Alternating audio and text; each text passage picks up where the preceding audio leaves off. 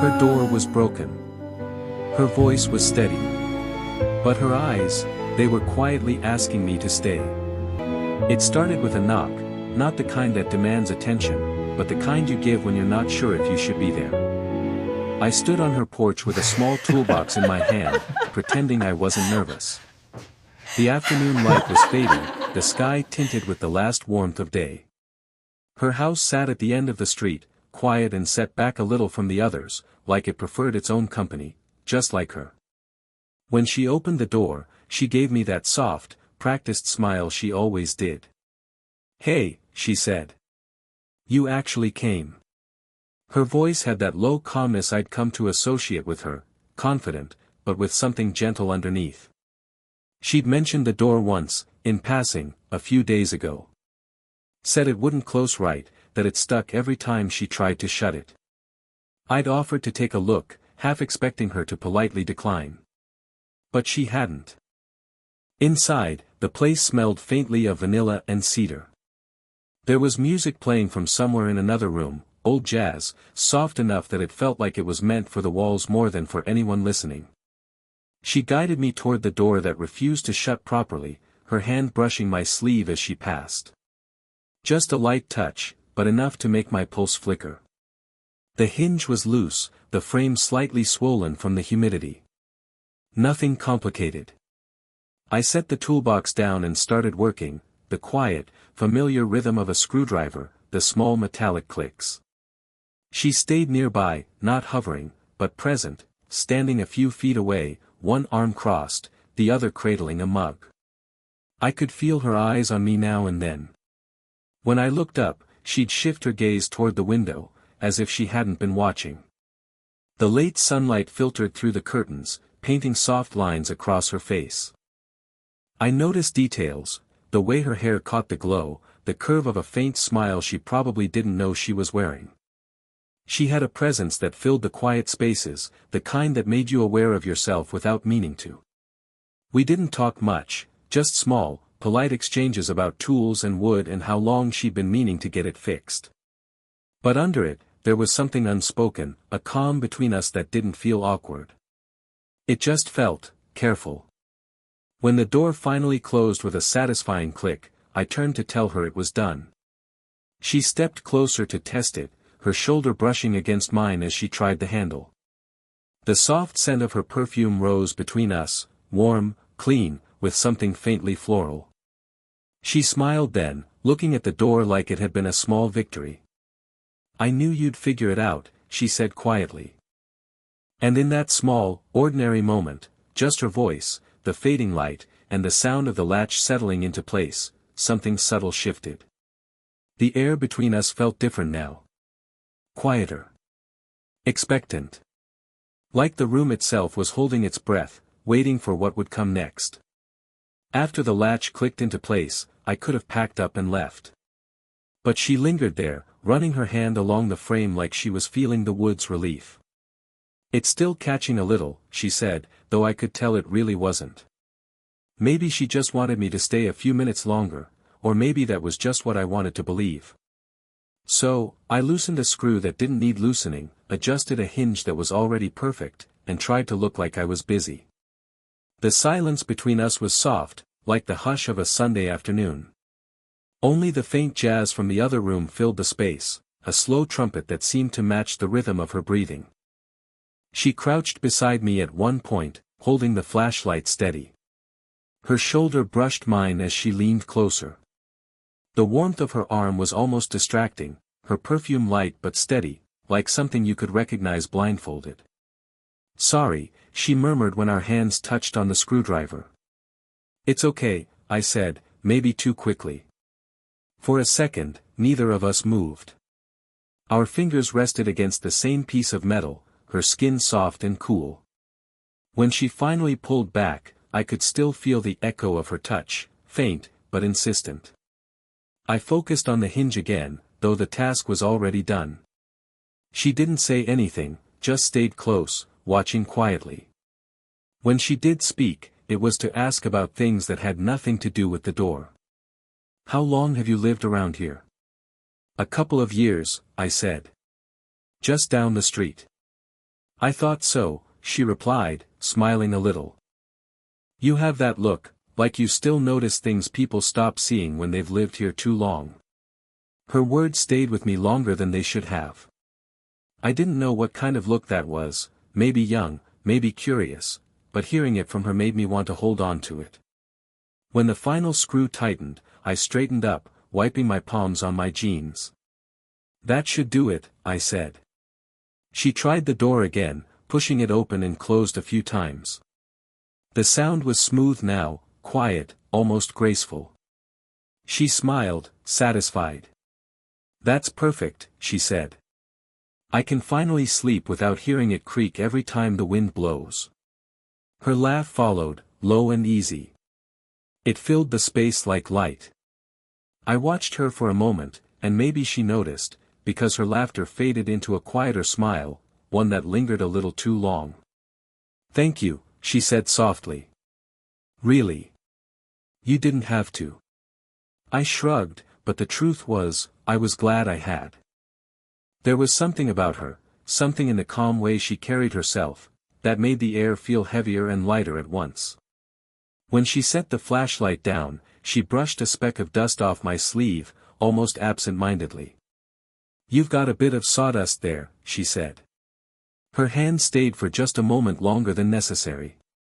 And just like that, the quiet between us changed, no longer comfortable, but charged. Not awkward. Not forced. Just quietly alive. The kind of silence that doesn't ask for words, only what comes after them. I gathered my tools slowly, half distracted, half reluctant to let the moment end. The door was fixed, the work was done, but something in the air told me this wasn't over. She stood by the window, her hand resting on the sill, the faintest smile touching her lips as she looked out at the street glowing under the dim orange of the streetlights. It's nice when it's quiet like this, she said softly. Her voice had changed, lower now, gentler. I looked up, and she turned to face me, leaning against the wall with her arms folded loosely. You can actually hear yourself think. I smiled a little, unsure what to say. I told her I should get going, that I didn't want to keep her up. But she shook her head slowly, her eyes holding mine longer than before. Stay, she said. The word came out calm, certain. Then, after a pause that felt like forever, she added, now that it's quiet, stay with me for a bit. I stopped where I was, hand still resting on the handle of my toolbox. The way she said it wasn't pleading, it was simple, honest. Like she was inviting me into a kind of peace she hadn't shared with anyone in a long time.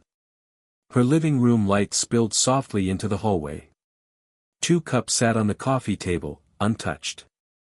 The faint smell of tea still hung in the air. She had planned this, I realized. Not in a manipulative way, but in a quiet, hopeful one. Just for a little while, she added, almost like a reassurance. You've done enough fixing for one night. I set the toolbox down again. All right, I said quietly. Just for a bit. She smiled, that small, knowing kind of smile that carries both gratitude and something unspoken. She gestured for me to follow her, and I did. The sound of our steps on the hardwood floor was soft, almost rhythmic, blending with the rain beginning to tap against the windows. The room was warm, cozy. A single lamp cast a golden glow over the couch and the shelves lined with books and small framed photos. She sat first, curling one leg under herself, then nodded toward the seat beside her. I hesitated for a moment before sinking into the couch, the cushion dipping slightly between us. For a few moments, neither of us spoke. The quiet wasn't uncomfortable, it was full, alive. The kind of quiet that makes you aware of every small sound, the clink of her spoon in her cup, the steady patter of rain outside, the faint hum of the lamp. When she finally spoke again, her voice was soft enough that it barely reached above the rain. You don't have to talk, she said. Just, sit. Sometimes, it's nice not to be alone in the silence. She looked at me then, directly, honestly, and in that look, I felt something settle deep in my chest. A simple truth that didn't need explaining, I wasn't here to fix a door anymore. I was here because, somehow, without meaning to, she'd opened another one I wasn't sure I was ready to step through, but couldn't turn away from either. The rain softened to a whisper against the windows, a rhythm that filled the space between our breaths. We sat there for a while, not talking, not needing to. The quiet felt like a shared language, one that didn't ask for words. Eventually, she broke it. "So," she said, her voice light, almost teasing. "Do you always help random neighbors with broken doors, or am I just lucky?" I laughed under my breath. "Mostly lucky," I said. "I'm not usually this handy." That made her smile, a real one this time, the kind that reached her eyes. She tucked a strand of hair behind her ear and looked down at her tea. "I used to do things like that myself," she said softly. "Fix things. Small things. But lately, I don't know. I think I just stopped trying to." There was something in her tone, not sadness, exactly, but a kind of quiet fatigue. I didn't want to pry, but the way she said it made me want to understand.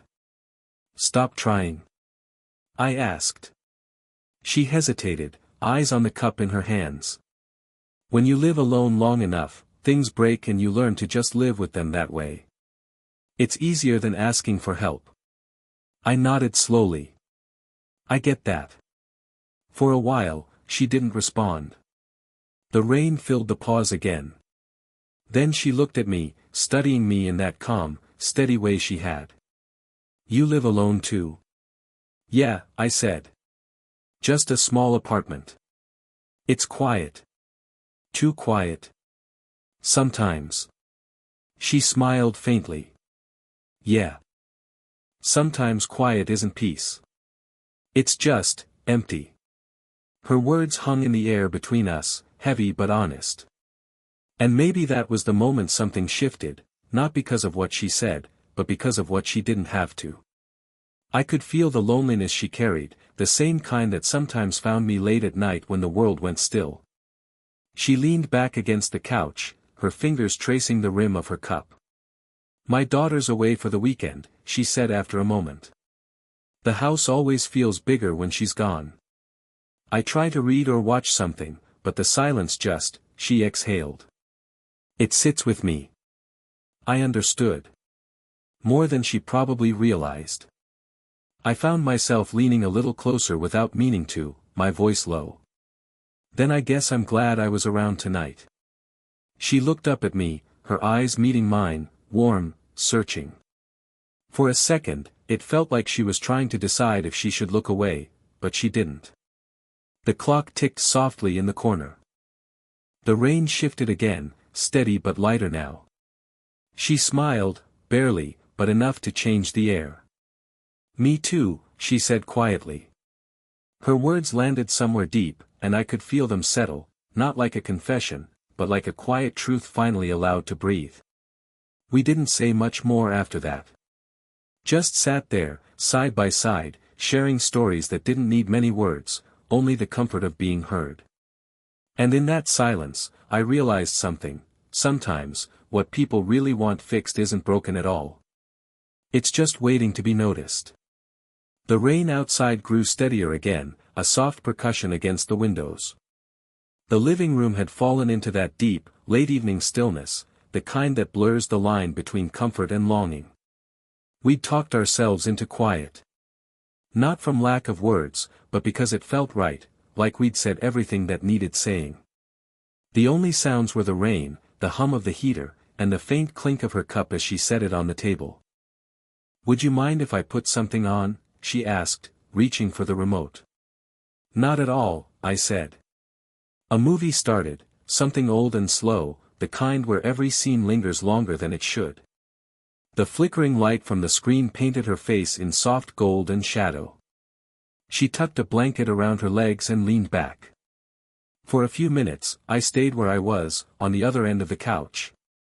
But then she shifted, patting the space beside her without looking over. "You'll be more comfortable here," she said quietly. It was a small invitation, but it felt bigger than it sounded. I moved closer, careful, aware of every breath, every inch of distance closing between us.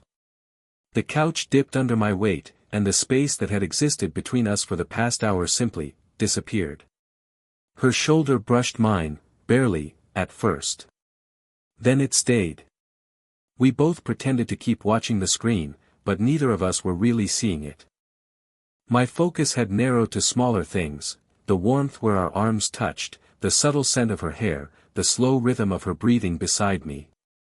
She shifted again, turning slightly toward me. Her knee brushed my thigh, and for a heartbeat, the world felt perfectly still. "This feels nice," she said softly, almost to herself.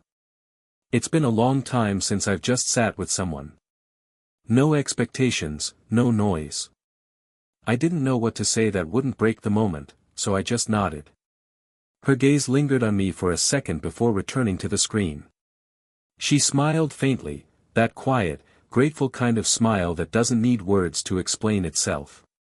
At some point, she reached for her mug again, and her fingers grazed mine, not by accident this time. She didn't pull away. Neither did I. Her skin was warm. Her touch was steady. And in that small, unspoken moment, something passed between us, not bold, not rushed, but deeply human. A recognition. We sat like that for a long while, listening to the movie we weren't watching, the rain that wouldn't stop, and the sound of our quiet breathing, in rhythm now, without meaning to be. When the credits began to roll, she exhaled softly, her head leaning just a little closer, resting near my shoulder. No words. No plans. Just presence.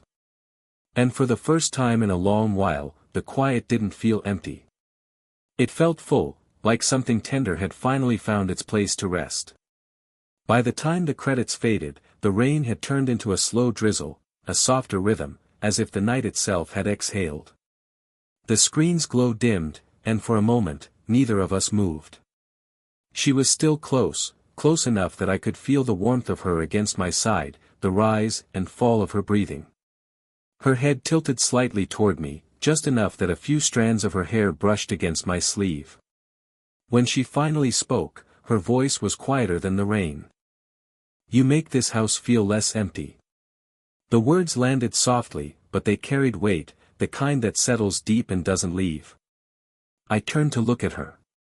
She was watching the darkened screen, eyes half lit by the fading light from the lamp. There was no expectation in her expression, no careful guard like before. Just honesty, the kind that's rare, even between people who've known each other for years. "I didn't mean to say that out loud," she murmured, half smiling. "I'm glad you did," I said. And then there was silence again, but this time it felt like something had been set free. Her hand rested near mine on the couch cushion, fingers relaxed but open, like a question she wasn't sure how to ask. I didn't think.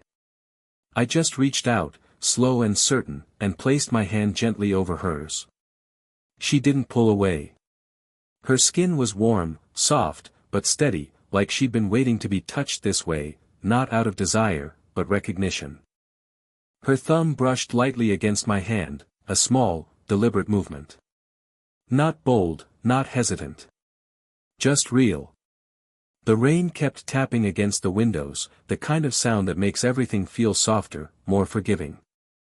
She turned her palm upward, letting our fingers lace together naturally, quietly.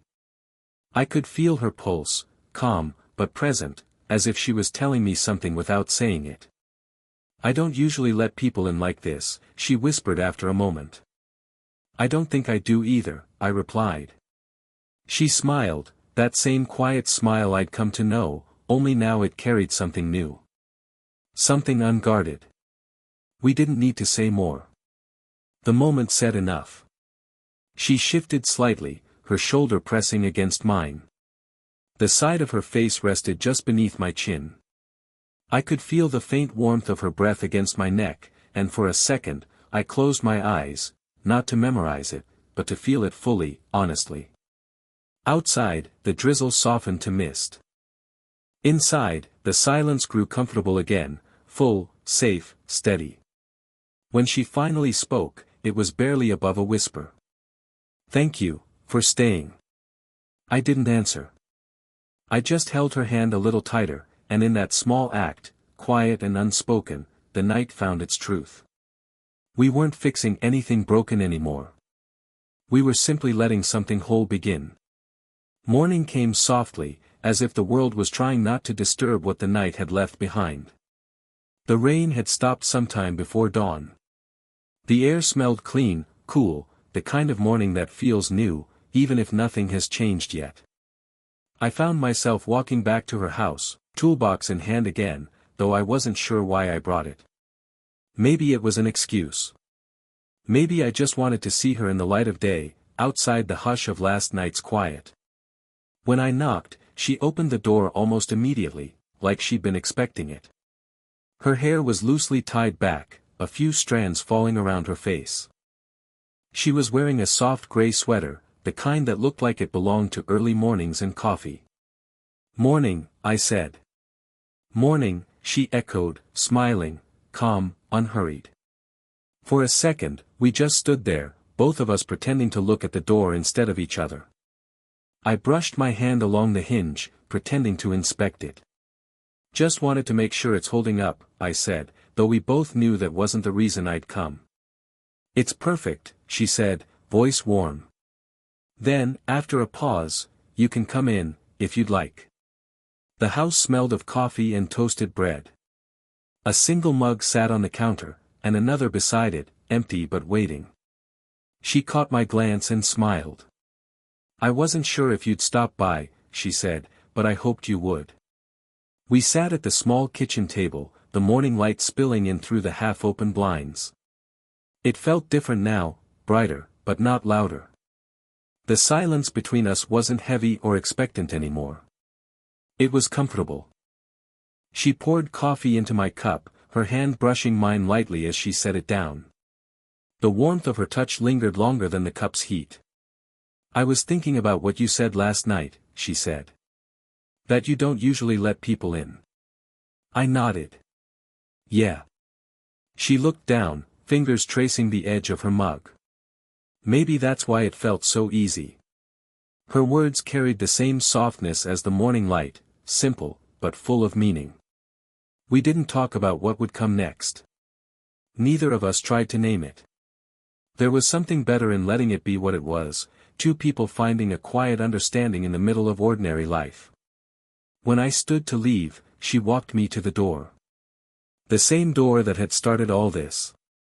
She reached out and rested her hand on my arm, not to stop me, just to hold the moment a little longer. "Thank you," she said. "For fixing it." I smiled. It wasn't just the door. Her laugh was quiet, warm. Then she nodded, eyes meeting mine for one steady heartbeat, enough to say everything neither of us could put into words. As I stepped outside, the air felt different, lighter. I looked back once. She was still standing in the doorway, her hand resting against the frame, watching me go.